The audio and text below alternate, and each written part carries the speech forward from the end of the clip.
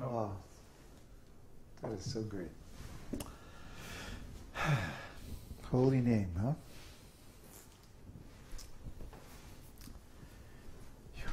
I'm not ready to start reading it.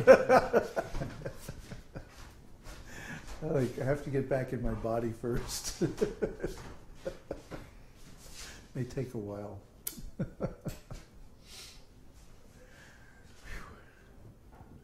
Krishna.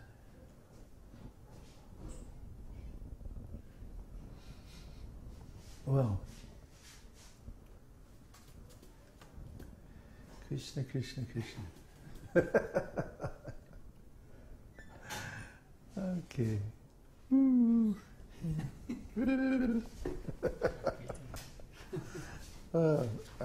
I can't focus on my body. Huh? Oh, we're supposed to preach now.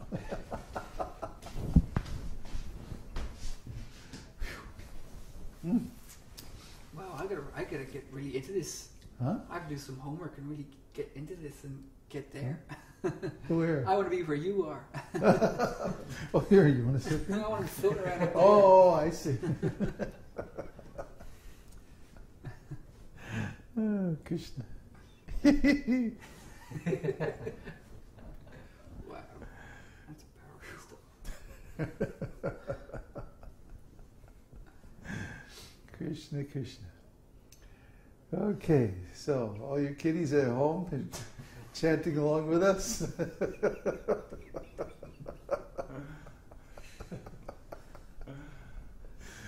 Woohoo.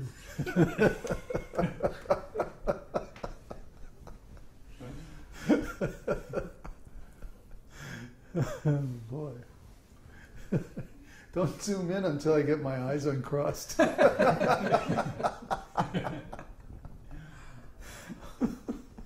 Oh boy. What's in here? What was in that soup? What's in here? What's going on? Ooh, Krishna. You use the secret ingredient. The secret ingredient. Huh? You use the secret ingredient. The secret ingredient. The holy name. Yeah, hing. That's Krishna. Ooh. Okay, I guess I could fine. Which way do we go? Honestly, I just. I will be back after the break. Yeah, right. After this announcement. Okay. Yeah. Huh? We should really have kīrtan. Kīrtan. We'd be rolling on the floor. Yeah. That's the idea. Oh, Krishna. Okay. And then I have to read this. Chapter 15 of Nectar of Devotion on spontaneous devotional service. Oh boy. Oh boy. It's going to be a long night.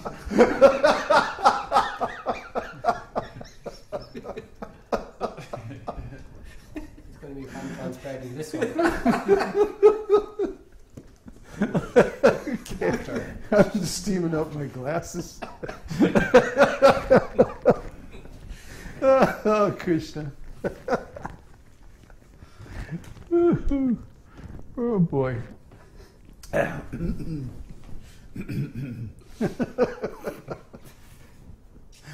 Oh, boy. Examples of spontaneous hysteria. Okay, come on. Okay. Examples of spontaneous devotional service can be easily seen in Krishna's direct associates in Vrindavan. The spontaneous dealings of the residents of Vrindavan in relationship with Krishna are called rāgānugā. These beings don't have to learn anything about devotional service. They are already perfect in all regulative principles and have achieved the spontaneous loving service of the Supreme Personality of Godhead. They're not the only ones.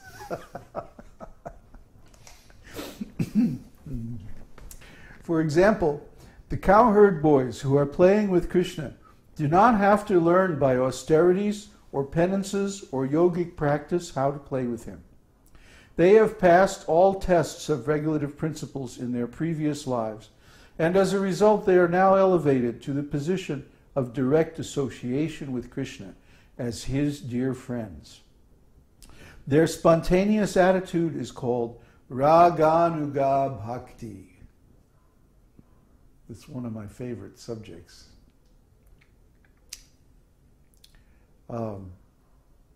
If you look around on the internet, you know, there are all these different groups that are promoting bhakti. But even though they may say that they're actually on the platform of spontaneous devotional service, if you read their teachings and you watch them, how they act, they're actually on the platform of regulative principles. Huh? They like talking endlessly about, you know, 4 regulative principles and this rule and this offense and that offense. And so this atmosphere was very, very strong in ISKCON. That, in other words, your progress in devotional service is measured by how well you can observe the regulative principles. Well, that was really funny because half of the leaders in ISKCON were gay. And they weren't following the regulative principles at all. They fell down, they were, found with other devotees like that, or they were using drugs like Caitanya-caritāmṛta. I mean, you know, it's like, what?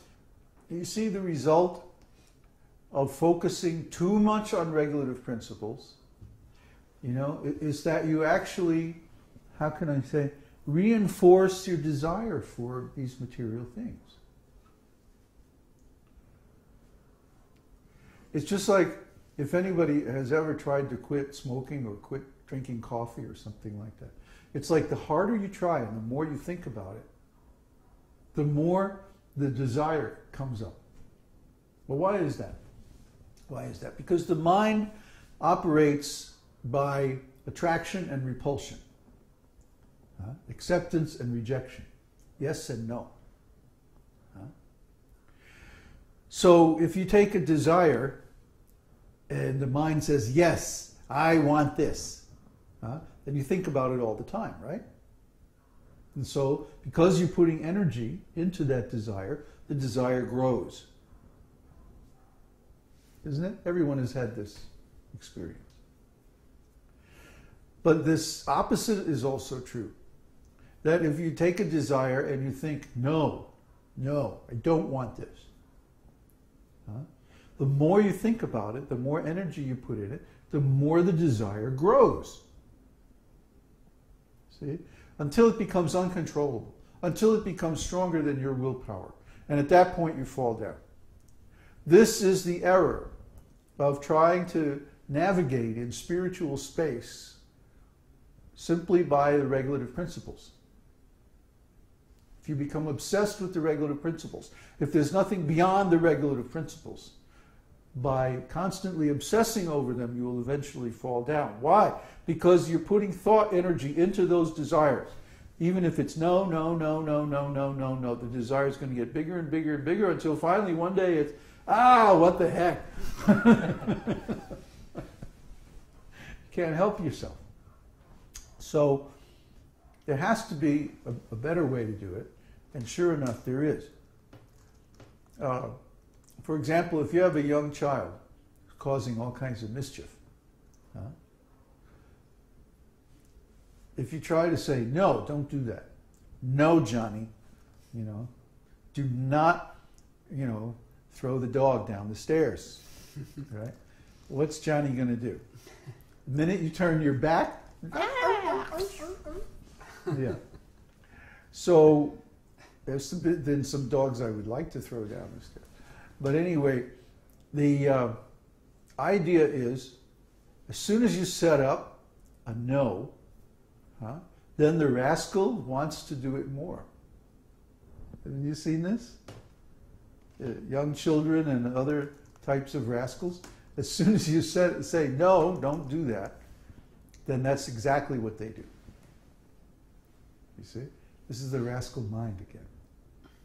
Mind is a rascal. It's a little juvenile delinquent. So as soon as you say, don't do this. So what do? Instead of saying, no, Johnny, don't do that, you say, Johnny, look, here's a new toy truck you can play with. And then Johnny's like, oh, toy truck, wait. Right? And he's like throwing the truck down the stairs. Better than the dog, right? So anyway, the principle that we're talking